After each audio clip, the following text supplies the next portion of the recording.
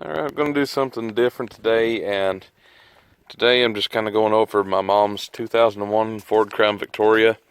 It's got the 4.6 liter V8 in it, and it's got the 4-speed automatic in it. So it's just the standard run-of-the-mill old police interceptor that she picked up a few years back. Got a good deal on it, and at the time it was in mint condition, but it's got the usual rust over the front fenders, but over the back fender seems to be pretty good. So far, no rust in the wheel arches back here or through here. It does need some body work, but it is what it is. It's one of those things that she got it for a cheap price, and it's been a great car.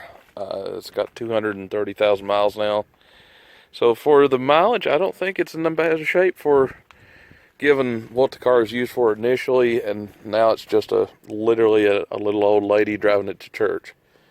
The worst I've seen on the paint seems to be around the C-pillars back here, that they're just, for whatever reason, this color of paint always flakes off, and then that's it. It starts rusting out, but I figure that in the next year or two, she'll probably replace it. She's already had it for about 8 years, so I think she gave something like $3,000 for it. So overall, the car's been just a good overall car to drive back and forth. It's had minimal issues up until lately, and it had the classic spark plug to blow out, which has been the only one so far. So there's that. Today I fixed her PowerPoint up here in the ashtray because the fuse had blowed, and I just hadn't had time or really motivation to go digging around somebody else's car to figure out their problems. But I drove it to work today. My truck's down, so she let me use it, so I figure that's the least I can do. So now she can charge her phone and stuff when she's out. And today I'm just kind of going over the fluids and stuff, making sure everything's wiped down. This is what I'm using. It's the Armor All Extreme Tire Shine. I use it for everything, and as you can see here, the parts that I've actually wiped down, even with the dust on it, just with an old microfiber rag, makes them look a lot cleaner, nicer, neater. So that's kind of where I'm at with this so far. Just wiping the plastic bits down so they look nice and neat. Plus, it helps to identify leaks.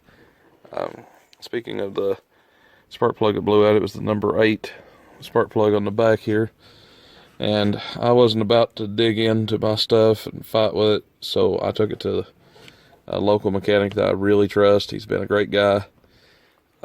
Always gets my stuff in and out in a timely fashion, a couple days at most.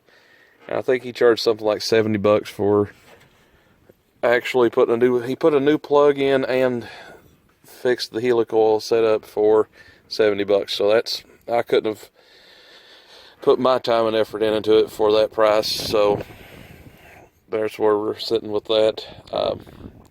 The car does have another hood that I need to put on. She'd hit a deer with it, and it folded that. Out of all the things in the world, it folded one little piece of sheet metal. I had to put a front end back on it. She had ordered new headlights. I put those in a few years back. She's getting ready for new tires again.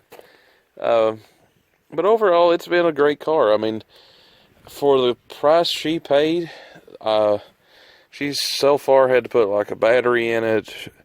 My dad was on a work program where he was entering retirement, that they gave him something like $1,500 to spend on his work car to get back and forth.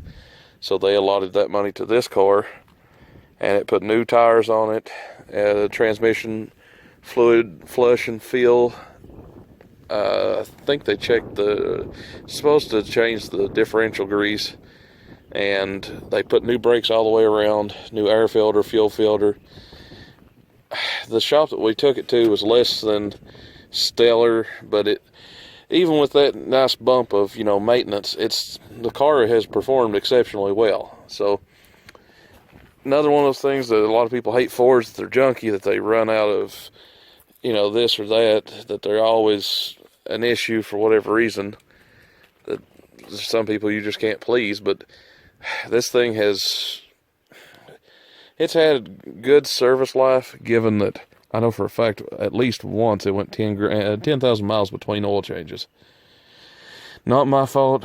You know, I'm the guy that usually changes the oil, but I can't change the oil if I don't have the oil. But at any rate, yeah, it's been a good car. I mean, I'm just, like I said, going over, getting an actual eye on what's going on under the hood, checking, you know, making sure connectors are all tight, that, you know, the brake fluid's in good shape, stuff like that.